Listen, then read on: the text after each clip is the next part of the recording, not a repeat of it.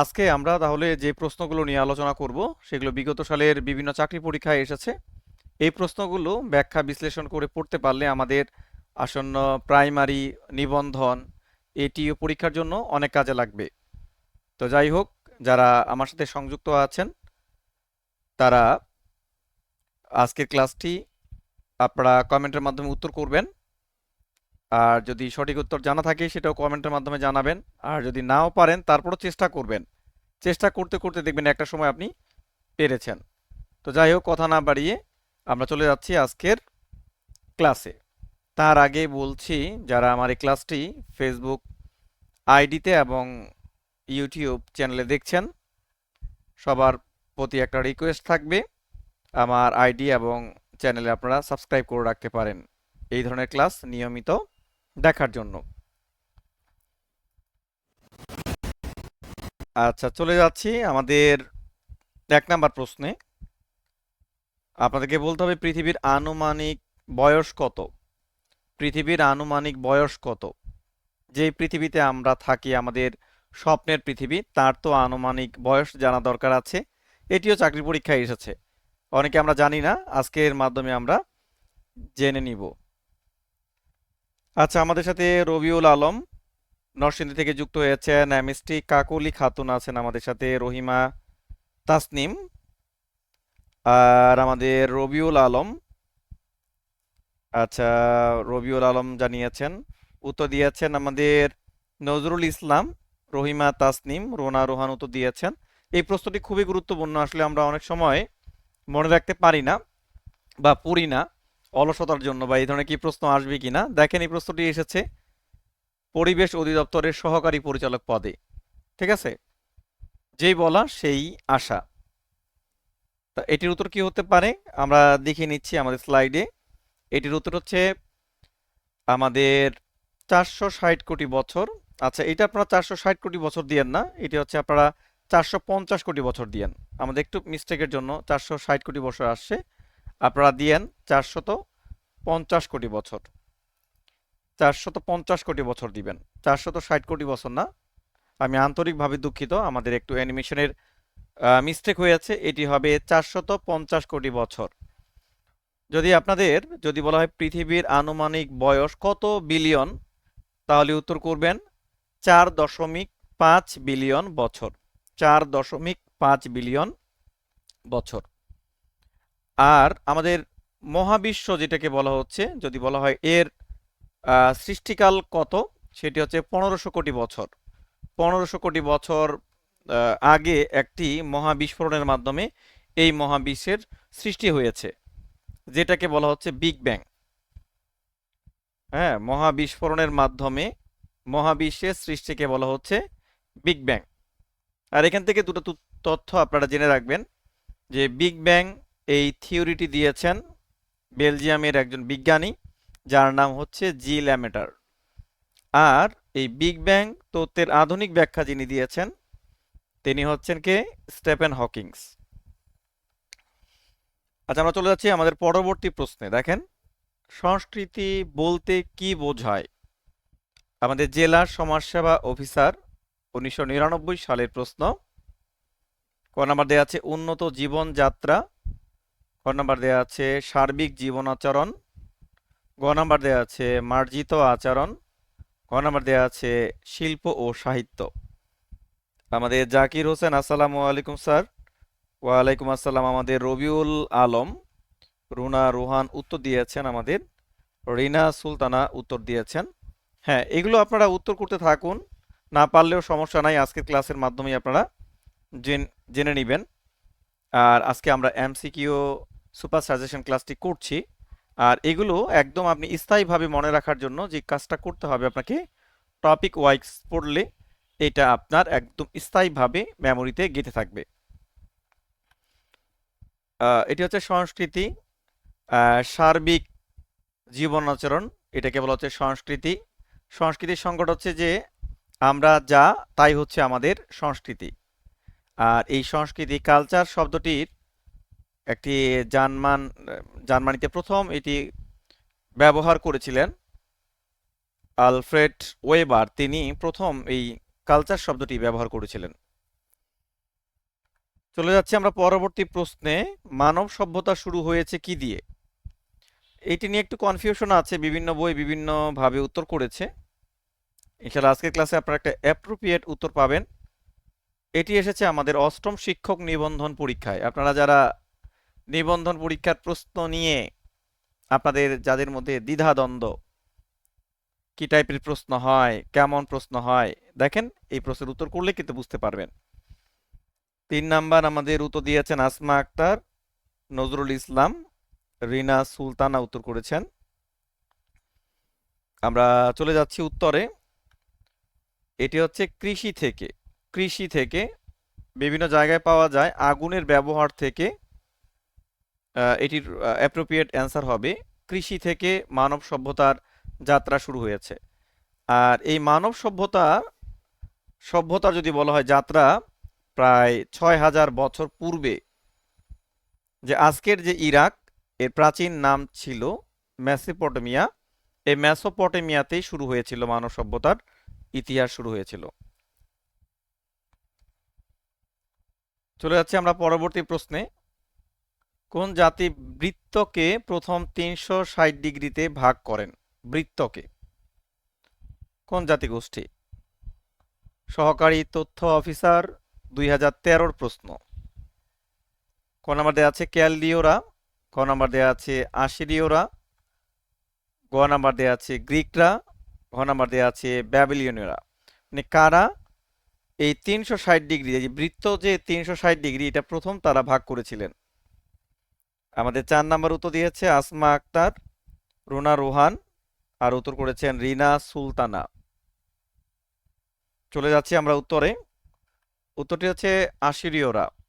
আশিরীয় একটি সভ্যতা ছিল, মূলত মেসোপটেমিয়ার সভ্যতার অন্তর্গত একটি সভ্যতা ছিল আশিরীয় সভ্যতা। আমরা জানি যে আশিরীয় সভ্যতাটাকে, আমরা জানি মেসোপটেমিয়ার সভ্যতাকে 4 ভাগে ভাগ করা হয়েছিল। একটি ছিল সুমেরীয় সভ্যতা, আরেকটি ছিল আশিরীয় সভ্যতা, আরেকটি ছিল ক্যালডীয় সভ্যতা, আরেকটি ছিল ব্যাবিলনীয় সভ্যতা। আর এর মধ্যে 4টার মধ্যে সবচেয়ে প্রাচীন সভ্যতার নাম ছিল সুমেরীয় সভ্যতা। আর আশিরীয়রা তারা বৃত্তকে 360 ডিগ্রিতে প্রথম ভাগ করেছিল। এই আশিরীয়রা কিন্তু পৃথিবীর মধ্যে প্রথম লোহার ব্যবহার শিখেছিলেন আশিরীয়রা। আর এই আশিরীয়রা পৃথিবীর মধ্যে প্রথম সামরিক রাষ্ট্র তৈরি করেছিল এই আশিরীয়রা।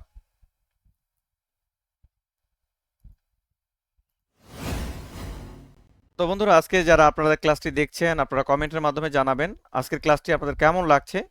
আপনাদের ভালো একটি অ্যাপ্রিসিয়েশন পেলে ইনশাল্লাহ নিয়মিত আপনাদের জন্য এই ধরনের ক্লাসগুলো থাকবে। আপনারা সবাই দয়া করে ক্লাসটি শেয়ার করবেন এবং ক্লাসটি সবার মাঝে ছড়িয়ে দেওয়ার জন্য আপনাদের বন্ধুদের মাঝে আপনারা মেনশন করবেন। আমি আপনাদের সাথে আছি মোহাম্মদ আল আমিন, লেখক উৎকর্ষ জিকে। আচ্ছা, কথা না বাড়িয়ে আমরা পরবর্তী প্রশ্নে চলে যাচ্ছি।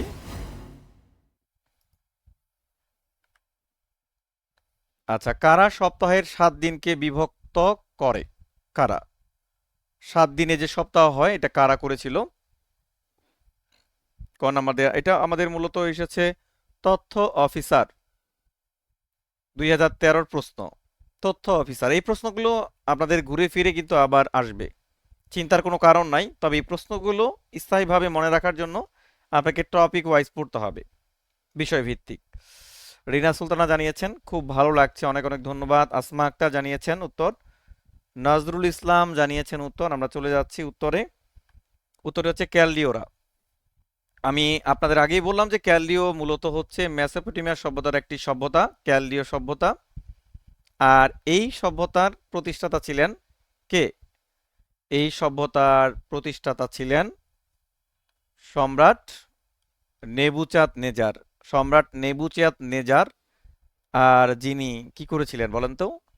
তার প্রিয়তমা স্ত্রীর জন্য একটি করেছিলেন, ঝুলন্ত উদ্যান নির্মাণ করেছিলেন। চলে যাচ্ছি আমরা পরবর্তী প্রশ্নে। পৃথিবীর কোথায় প্রথম লিখিত আইন প্রচলন করা হয়েছিল? খুব মজার বিষয় এই লিখিত আইনটা।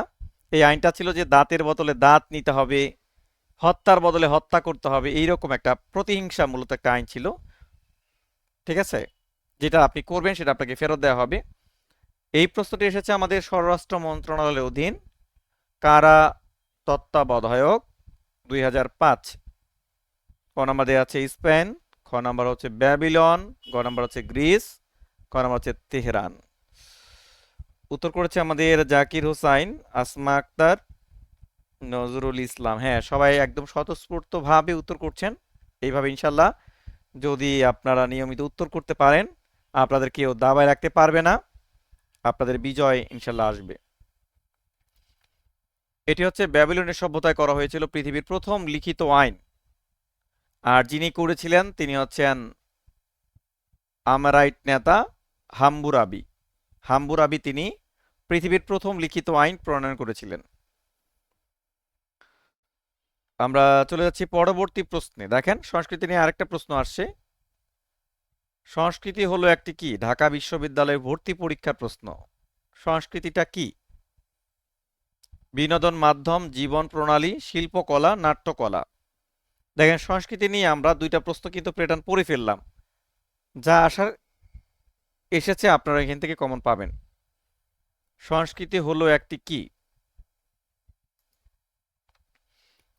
ইয়েস, আমাদের অলরেডি উত্তর দিয়েছেন, আমাদের জাকির হোসেন উত্তর দিয়েছেন, রোনা রোহান আমাদের উত্তর দিয়েছেন, রহিমা তাসনিম, রাকসানা জান্নাত উত্তর করেছেন। হ্যাঁ, আচ্ছা, উত্তরটি আমরা চলে যাচ্ছি। উত্তরটি হচ্ছে জীবন প্রণালী।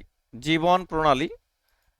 আচ্ছা, আপনারা যেহেতু শেয়ার করছেন, মাত্র আমাদের 3টা শেয়ার উঠেছে, আপনারা সবাই যদি সম্মিলিতভাবে শেয়ার করেন তাহলে কিন্তু আমি এই ধরনের ক্লাসগুলো নিয়ে এই ধরনের ইন্টারাক্টিভ ক্লাসগুলো আপনাদের জন্য রাখতে পারি।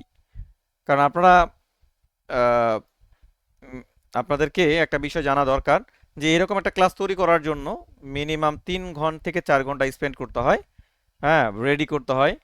তাই আমার কাজের জন্য অনুপ্রাণিত করার জন্য সবাই একটু শেয়ার করবেন, আর একটু লাইক কমেন্ট আপনারা করবেন। তাতে করে এই ধরনের ক্লাসগুলো আসলে আমরা তো আহ, বইয়েও পড়তে পারি বিষয়গুলো, তাই না? আমরা এই যে খেলতে খেলতে সাধারণ জ্ঞানটা আমরা পড়ছি, এতে করে আমাদের একদম পুরো মস্তিষ্কে এটা গেঁথে যাচ্ছে। চলে যাচ্ছি আমরা পরবর্তী প্রশ্নে। মিশরের ফারাও রাজা তুতেন খামের সমাধি আবিষ্কৃত হয় কত সালে? তুতেন খাম, তুতেন খামের সমাধি কোথায় আবিষ্কৃত হয় কত সালে? আমাদের রোকজানা জান্নাত শেয়ার ডান করেছেন, অনেক অনেক ধন্যবাদ তাকে। তুতেন খামের সমাধি কোথায় আবিষ্কৃত হয় কত সালে?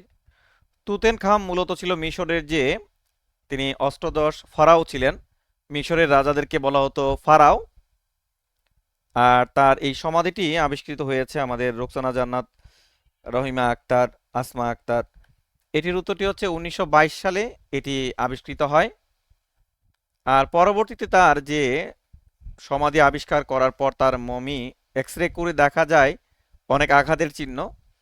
তার মানে হচ্ছে তাকে হত্যা করা হয়েছিল, এরকম ভাবে ধারণা করা হয়। চলে যাচ্ছে আমরা পরবর্তী প্রশ্নে। বিশ্বের সবচেয়ে বেশি পিরামিড অবস্থিত কোন দেশে? এটা ম্যাক্সিমামরা ভুল করতে পারেন, তাই এই প্রশ্নটি দিয়েছি। ইনশাল্লাহ রোকজানা জান্নাত উত্তর দিয়েছেন, আমাদের সাথে আছে শরীফা নাসরিন যুক্ত হয়েছেন। যারা যুক্ত হয়েছেন তারা অন্যকেও যুক্ত করুন, সবাইকে যুক্ত করে ফেলেন, সবাইকে যুক্ত করে ফেলেন, যেন আমাদের চাকরি পরীক্ষার একটা প্রস্তুতির আন্দোলন তৈরি হয়ে যায়, একটা বিপ্লব রচিত হয়ে যায়, যে বিপ্লবের মাধ্যমে আমার যেন একটা ভালো কর্মসংস্থান তৈরি হয়। সেটা হতে পারে বিসিএস, সেটা হচ্ছে প্রাইমারি নিবন্ধন, এটিও, বা 11 থেকে 20তম গ্রেড। হ্যাঁ, তবে এই মুহূর্তে আমি মনে করি আপাতত আপনারা খুব সহজে যদি জব নিতে চান তাহলে প্রাইমারি এবং নিবন্ধন বা 11 থেকে 20তম গ্রেডের চাকরির প্রস্তুতিটা নেওয়াটা হচ্ছে বুদ্ধিমানের কাজ। আমাদের উত্তর দিয়েছে রোনা রোহান, রিনা সুলতানা, জাকির হোসাইন। উত্তর হচ্ছে সুদান। পৃথিবীর মধ্যে সবচেয়ে বেশি পিরামিড রয়েছে সুদানে, এখানে 220টি পিরামিড রয়েছে। সুদানের পিরামিডগুলো কিন্তু অনেক উঁচু, অনেক উঁচু পিরামিড। আমাদের রিনা সুলতানা, হ্যাঁ স্যার আমি শেয়ার ডান করেছি। হ্যাঁ, এইভাবে আপনারা শেয়ার ডান করবেন রিনা সুলতানার মতো, অনেক ধন্যবাদ তাকে। আর আমাদের এই মুহূর্তে যেহেতু বিসিএস আমরা প্রিপারেশন নেব, আমাদের যাদের একদম দেয়ালে পিঠ থেকে গেছে, একটা কর্মসংস্থান লাগবেই, তারা যদি নিয়মিতভাবে 6 মাস আপনারা স্টাডি করতে পারেন শুধুমাত্র 4টা সাবজেক্ট, বাংলা, ইংরেজি, সাধারণ জ্ঞান এবং গণিত। এই 4টা সাবজেক্টের প্রস্তুতি নিয়ে শুধুমাত্র প্রিলিমিনারি পরীক্ষা দিয়ে সরাসরি ভাইভাতে অংশগ্রহণ করার যেই চাকরিটি হচ্ছে সেটি হচ্ছে প্রাইমারি। এই প্রাইমারি পরীক্ষা দিয়েই, আর এরপর নিবন্ধন পরীক্ষা, এখানেও 4টা সাবজেক্ট 100 নম্বর প্রিলিমিনারি পরীক্ষা দিয়ে আপনার সাবজেক্টের লিখিত পরীক্ষা। ধরুন আপনি সমাজবিজ্ঞান নিয়ে পড়াশোনা করেছেন, তার মানে সমাজবিজ্ঞানের উপর আপনার একটা কি আছে, আপনার একটা দক্ষতা আছে। তাতে করে আপনি টার্গেট রাখবেন যে 2024 সালটা হচ্ছে আমার প্রস্তুতির একটি সময়কাল। এই সালে আমি প্রস্তুতি নিয়ে আবেদন করব এবং চাকরি পরীক্ষায় অংশগ্রহণ করে একটা ভালো চাকরিতে অংশগ্রহণ করব বা নেওয়ার চেষ্টা করব। তাই আপনার চাকরিটা কিন্তু হয়ে গেলে আলহামদুলিল্লাহ দেখবেন অন্য অন্য দিকে আপনি কিন্তু সুইচ করতে পারছেন, এটা আপনার জন্য ইজি হবে। আমরা চলে যাচ্ছি আমাদের পরবর্তী প্রশ্নে। প্রাচীন মিশরীয়রা কোন বর্ণ দিয়ে তাদের মনের ভাব প্রকাশ করত? কোন বর্ণ দিয়ে তাদের মনের ভাব প্রকাশ করত? দেখেন তো, আমরা মনের ভাব প্রকাশ করি হচ্ছে, আমরা মনের ভাব প্রকাশ করি বর্ণ দিয়ে, আর আমরা মনের ভাব আরেকটা প্রকাশ করি হচ্ছে ধ্বনি দিয়ে। তো মিশরীয়রা কোন বর্ণ দিয়ে মনের ভাব প্রকাশ করত? আসমা আক্তার, আমাদের রোকজানা জান্নাত, রুনা রোহান, তারা হচ্ছে হায়ারোগ্লিফিক্স, এটা তাদের ছিল বর্ণ মিশরীয়দের। এটি মূলত একটি চিত্রভিত্তিক বর্ণ। চিত্রভিত্তিক বর্ণ ছিল মিশরীয়দের, চিত্রের মাধ্যমে তারা তাদের মনের ভাব প্রকাশ করত। মজার বিষয় না তাই? আবার অন্যদিকে হলো যে সুমেরীয় সভ্যতায় তাদের যে লিখন পদ্ধতি ছিল সেটি হচ্ছে কিউনিফর্ম। হ্যাঁ, সেটি ছিল পৃথিবীর মধ্যে অক্ষর ভিত্তিক একটি বর্ণমালা, আর এটি হচ্ছে চিত্রভিত্তিক বর্ণমালা। এরপর আমরা আসব যে প্রাচীন কোন সভ্য দেশের অধিবাসীদের সাথে সিন্ধু অধিবাসীদের একটা সাদৃশ্য লক্ষ্য করা যায়? কাদের সাথে? মানে আমাদের সিন্ধু সভ্যতা জনগণের সাথে কোন সভ্যতা জনগণের একটা সাদৃশ্য লক্ষ্য করা যায়? সিন্ধু। সিন্ধু যেই সভ্যতাটি গড়ে উঠেছিল ভারত পাকিস্তান এখানের সিন্ধু নদীর তীরে, সিন্ধু সভ্যতাটি মূলত খ্রিস্টপূর্ব খ্রিস্টপূর্ব 3300 থেকে 1300 খ্রিস্টাব্দ পর্যন্ত ছিল এই সভ্যতা। এই সভ্যতার অন্যতম অবদান ছিল কৃষিকাজ, তারপর হচ্ছে বাটখারার প্রচলন, এই সভ্যতার অন্যতম অবদান ছিল। আচ্ছা, আমরা চলে যাচ্ছি ব্যাবিলন। ব্যাবিলনের সাথে সিন্ধু সভ্যতা, কারণ হচ্ছে ব্যাবিলনীয়রা তারাও কৃষিকাজ করত। শফিক রাসরিন উত্তর দিয়েছে, শরীফা রাসরিন, রিনা উত্তর দিয়েছেন। চলে যাচ্ছি আমরা পরবর্তী প্রশ্নে। কত খ্রিস্টপূর্বাব্দে সিন্ধু সভ্যতার পতন হয়, মানে হচ্ছে সিন্ধু সভ্যতা বিলীন হয়ে যায়? সিন্ধু সভ্যতা কেন বিলীন হয়েছে এটা আমরা অনেকেই জানি। একটি জলবায়ু পরিবর্তন জনিত কারণে, বন্যার কারণে সিন্ধু সভ্যতা বিলীন হয়ে যায়। এটা ইন্ডিয়াতে একটি মুভি তারা করেছে যেটির নাম হচ্ছে মহেঞ্জোদারো। এই মুভিতেও আপনারা দেখতে পাবেন এই সিন্ধু সভ্যতা বিলীন হয়। এটি বিলীন হয়েছে 1500 খ্রিস্টপূর্বাব্দে। আসমা আক্তার, রিনা সুলতানা, শরীফা নাসরিন, ইয়েস।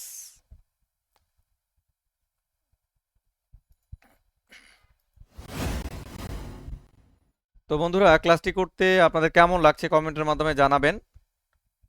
আর আমাদের আজকে খেলতে খেলতে সাধারণ জ্ঞানের আসর, আমরা আপনাদের জন্য একদিন পর পরে এই ধরনের ইভেন্ট নিয়ে আসব নতুন নতুন প্রশ্ন দিয়ে, এবং প্রতিটি প্রশ্নে অনেক ব্যাখ্যা বিশ্লেষণ থাকবে। আর আপনারা মূলত যে প্রথমে সাধারণ জ্ঞানটাকে যেভাবে আপনারা পড়বেন সেটি হলো বিগত সালের প্রশ্নগুলো এইভাবে ব্যাখ্যা বিশ্লেষণের মাধ্যমে পড়ার পর যে প্রাইমারি বা নিবন্ধন বা এটিইও বা 11 থেকে 20তম গ্রেডের যে আপনারা সিলেবাস, কোনো কোনো চাকরি পরীক্ষার সিলেবাস দেয়া থাকে, কোনো কোনো চাকরি পরীক্ষার সিলেবাস দেয়া থাকে না।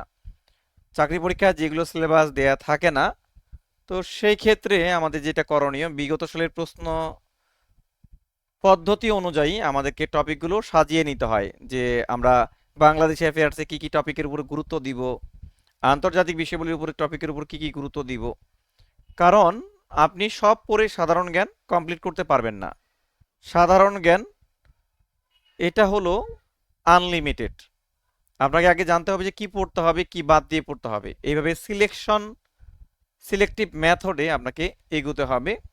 আর এইভাবে যদি আপনি এগোতে পারেন, ইনশাল্লাহ আপনি সাধারণ জ্ঞান, ধরেন সাধারণ জ্ঞানে 20-এর মধ্যে 20 আপনার টার্গেটের দরকার নাই, আপনি সাধারণ জ্ঞানে 20-এর মধ্যে 18-17 পেলে আনাফ। ঠিক আছে, সেইভাবে প্রিপারেশন নেবেন।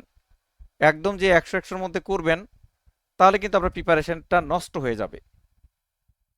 তাই এই জন্য এই ধরনের গাইডলাইন পাওয়ার জন্য মূলত আপনারা সাধারণ জ্ঞান এগুলো আপনারা পড়াশোনা করলে, যেহেতু আমাদের করতে হবে, বই পুস্তক দেখলে আমাদের একটু বাড়তি প্রেশার পড়ে। আমরা অনেকে বুঝতে পারি না আসলে কি পড়তে হবে, কি বাদ দিয়ে পড়তে হবে, কোনগুলো আমার জন্য ইম্পর্টেন্ট, কোনগুলো জন্য আমাদের জন্য দরকার নাই। এই জন্য পারলে আপনারা কোনো শিক্ষকের কাছে আপনারা পরামর্শ নিতে পারেন, এইভাবে আপনাদের কাজটা সহজ হতে পারে। চলে যাচ্ছি আমরা পরবর্তী প্রশ্নে। পরবর্তী প্রশ্ন, সিন্ধু সভ্যতা কোন যুগের একটি সভ্যতা? নজরুল ইসলাম, চমৎকার স্যার। হ্যাঁ, সিন্ধু সভ্যতা মূলত একটি কোন যুগের সভ্যতা, এটি আপনারা জানাবেন। এটি আমাদের senior staff nurse 2021, senior staff nurse 2021 এটি মূলত এসেছে। আসমা আক্তার উত্তর করেছেন সিনিয়র স্টাফ নার্সের। হ্যাঁ, এটি প্রশ্ন যারা আপনারা যে নার্সিং পেশায় যেতে চান তাদের জন্য এটি গুরুত্বপূর্ণ। আমাদের রোনা রোহান উত্তর দিয়েছেন, আমরা চলে যাচ্ছি উত্তর। এটি হচ্ছে তাম্র। তাম্র, তবে তাম্রটা একদম 100% একুরেট অ্যান্সার না। আপনাদের একুরেট অ্যান্সারটা হচ্ছে যে সিন্ধু সভ্যতা ছিল একটি ব্রোঞ্জ যুগীয় সভ্যতা। মনে রাখবেন, সিন্ধু সভ্যতা ছিল একটি ব্রোঞ্জ যুগীয় সভ্যতা, বাট এখানে ব্রোঞ্জ শব্দটি নেই। আর্য, সুমেরীয়, তাম্র, তামাটা মূলত যে টিন এবং ব্রোঞ্জের মিশ্রণটাই হচ্ছে তামা, তাই এখানে আমরা তামাটা রেখেছি। প্রশ্ন, বর্তমান ইসরায়েলের অধিবাসীরা কাদের বংশধর? ইসরায়েল যদি বলা হয় মধ্যপ্রাচ্যের বিস্ফোরক কাকে বলা হয়? ইসরায়েলকে। যদি বলা হয় মধ্যপ্রাচ্যের ক্যান্সারের কোষের নাম কি? ইসরায়েল। তা ইসরায়েলের অধিবাসীরা কাদের বংশধর? এটি আমাদের দুর্নীতি দমন কমিশনের পরিদর্শক পরীক্ষা এসেছে। আসমা আক্তার উত্তর দিয়েছেন আমাদের, আসমা আক্তার। রহিমা তাসনিমের উত্তর পেলাম। দেখি আরো কিছু উত্তর নিব আপনাদের কাছ থেকে, আরো কিছু উত্তর আরো কিছু। হুম, আচ্ছা, আমরা চলে যাচ্ছি উত্তরে। হিব্রুদের, ইসরায়েলের অধিবাসীরা হিব্রুদের বংশধর। আর ইসরায়েলের যে ভাষা, এটি হচ্ছে হিব্রু ভাষা। এরা হচ্ছে হিব্রুদের বংশধর। আচ্ছা, প্রথম কারা বর্ণমালা উদ্ভাবন করেন? বর্ণমালা, দুর্নীতি দমন কমিশনের পরিদর্শক 2004-এর প্রশ্ন। বর্ণমালা প্রথম কারা উদ্ভাবন করেন?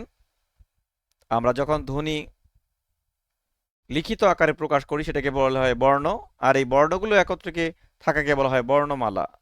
অ্যালফাবেট, অ্যালফাবেটস নয়, অ্যালফাবেট। পৃথিবীর প্রথম বর্ণমালা আবিষ্কার করেছিলেন ফিনিশীয়রা। ফিনিশীয় সভ্যতায় বর্ণমালা আবিষ্কৃত হয়। ফিনিশীয় সভ্যতাটা মূলত, এই সভ্যতার অবস্থান ছিল সিরিয়া এবং লেবাননের যে অঞ্চলে এই সভ্যতার অবস্থান ছিল। ফিনিশীয়রা প্রথম বর্ণমালা আবিষ্কার করেন। তারা কিন্তু নৌবাহিনী গঠন করেছিলেন, নৌয়ের দিক দিয়ে এক্সপার্ট ছিলেন ফিনিশীয়রা। তাদের বর্ণমালার মোট বর্ণ ছিল 22টি বর্ণ ছিল। আচ্ছা, আমরা আরেকটা গ্রন্থ পড়ব, দি আর্ট অফ ওয়ার। গ্রন্থটির রচয়িতা কে? Art of war, art of war গ্রন্থের রচয়িতা কে? আর্ট অফ ওয়ার আপনারা বুঝতে পারছেন, যেটা আমাদের যুদ্ধের কলা কৌশল নিয়ে একটি রচিত গ্রন্থ, দ্য আর্ট অফ ওয়ার। এটি প্রায় খ্রিস্টপূর্ব 200 অব্দের দিকে এটি লেখা হয়েছিল। আর বর্তমান যে আমাদের মার্কেটিং সেক্টরে যে বইটাকে বেশি ফলো করা হয় সেটা হচ্ছে দ্য আর্ট অফ ওয়ার, কলা কৌশল। আচ্ছা, এটির উত্তরটি হচ্ছে সুনজু। সুনজু তিনি ছিলেন একজন চীনের লেখক, সুনজু। আর এদিকে আপনারা একটু কৌটিল্যটা পড়ে রাখবেন। কৌটিল্য হচ্ছে তিনি চন্দ্রগুপ্ত মৌর্যের প্রধানমন্ত্রী ছিলেন, কৌটিল্য, যাকে প্রাচীন ভারতের ম্যাকিয়াভেলি বলা হয় কৌটিল্যকে।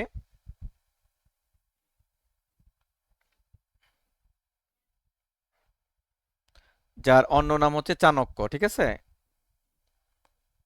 আচ্ছা, কোন দেশের রাজাকে সন অফ গড বলা হয়? কোন দেশের রাজাকে সন অফ গড বলা হয়? 12তম শিক্ষক নিবন্ধ 2012-র প্রশ্ন। কাকে সন অফ গড বলা হয় বলেন? Son of god.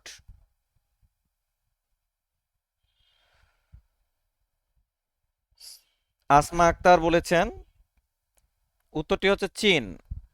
চীনের রাজাদেরকে বলা হতো সন অফ গড।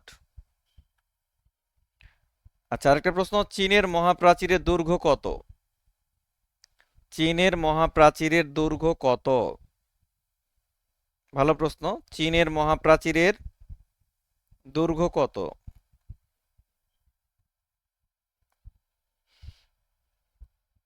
চীনের মহাপ্রাচীরের দৈর্ঘ্যটা জানাবেন সবাই। আসমা আক্তার, নজরুল ইসলাম, রুনা রোহান। এটির উত্তরটি হচ্ছে 8850 কিলোমিটার চীনের মহাপ্রাচীর। পৃথিবীর মধ্যে মনুষ্য সৃষ্ট সবচেয়ে বড় স্থাপনার নাম হচ্ছে চীনের মহাপ্রাচীর। এটি চীনের নিরাপত্তার জন্য সাংহাই থেকে তাদের আরেকটি শহর পর্যন্ত এই মহাপ্রাচীর নির্মাণ করা হয়েছিল, যার উচ্চতা 5 থেকে 8 মিটার পর্যন্ত। এই মহাপ্রাচীর মহাকাশ থেকেও দেখা যায়, চীনের মহাপ্রাচীর। দার্শনিক প্লেটো রচিত বিখ্যাত পুস্তকের নাম কি? প্লেটো। জাকির হোসাইন তো জানিয়েছেন। প্লেটোর রচিত গ্রন্থ বাংলাদেশ ব্যাংক নিয়োগ পরীক্ষা, অনেক আগের পরীক্ষা, একদম 88 সালের পরীক্ষা। হ্যাঁ, এগুলো আসে তো, তার জন্য দিয়েছি। জাকির হোসাইন উত্তর দিয়েছেন। আচ্ছা, আমরা তাহলে উত্তরে চলে যাচ্ছি। দেখেন, উত্তরটি হচ্ছে দি রিপাবলিক। দি রিপাবলিক, প্লেটো। প্লেটো ছিলেন, সক্রেটিসের ছাত্র ছিলেন প্লেটো। আবার প্লেটোর ছাত্র ছিলেন অ্যারিস্টটল। অ্যারিস্টটলের ছাত্র ছিলেন আলেকজান্ডার দ্য গ্রেট, ঠিক আছে। আর দি প্রিন্স এই গ্রন্থের লেখক হচ্ছে ম্যাকিয়াভেলি, ইতালি নিকোলা ম্যাকিয়াভেলি। আর দি পলিটিক্স এই গ্রন্থটি রচয়িতা হচ্ছে অ্যারিস্টটল। আচ্ছা, হেলেনীয় সভ্যতার দেশ কোনটি? হেলেনীয় সভ্যতা, হেলেনীয় সভ্যতার দেশ কোনটি? আমাদের বিশ্ববিদ্যালয়ে ভর্তি পরীক্ষা, জাহাঙ্গীরনগর, 2015 এবং 16 প্রশ্ন। হেলেনীয় সভ্যতার দেশ কোনটি বলেন তো? 20 নাম্বার জানাবেন সবাই। হ্যাঁ, নাম্বার দিয়ে জানাবেন। আমরা আজকে নাম্বার করি নাই, নাম্বারটা করা উচিত ছিল। আসমা আক্তার জানিয়েছে এটি হচ্ছে গ্রিস। হেলেনীয় সভ্যতা গ্রিসের। হেলেনীয় সভ্যতাটা আসলে মূলত যে গ্রিস কেন্দ্রিক যে সভ্যতা বা যে সংস্কৃতি, সেটা হচ্ছে হেলেনীয় সংস্কৃতি। আবার গ্রিসের যে মহাবীর আলেকজান্ডার, তিনি মিশরের বিভিন্ন জায়গা দখল করেছিলেন, এবং মিশরে তার নামে একটি জায়গা আছে, সেটার নাম হচ্ছে আলেকজান্দ্রিয়া। ওইখানেও তিনি একটি যে সভ্যতা গড়ে তুলেছিলেন, সেই সংস্কৃতির নাম হচ্ছে হেলেনিস্টিক সংস্কৃতি। হেলেনিক হচ্ছে গ্রিস কেন্দ্রিক যে সংস্কৃতিটা, আর আলেকজান্ডার যে মিশরে গিয়ে যে সংস্কৃতির প্রবর্তন করেছিলেন সেটা হচ্ছে হেলেনিস্টিক সংস্কৃতি।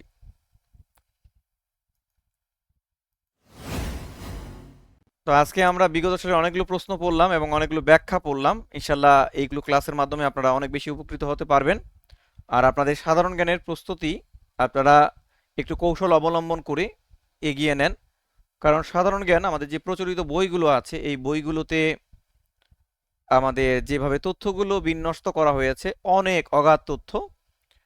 এক একটা বই আমরা দেখলেই বুঝতে পারি 300-400 পৃষ্ঠার বই।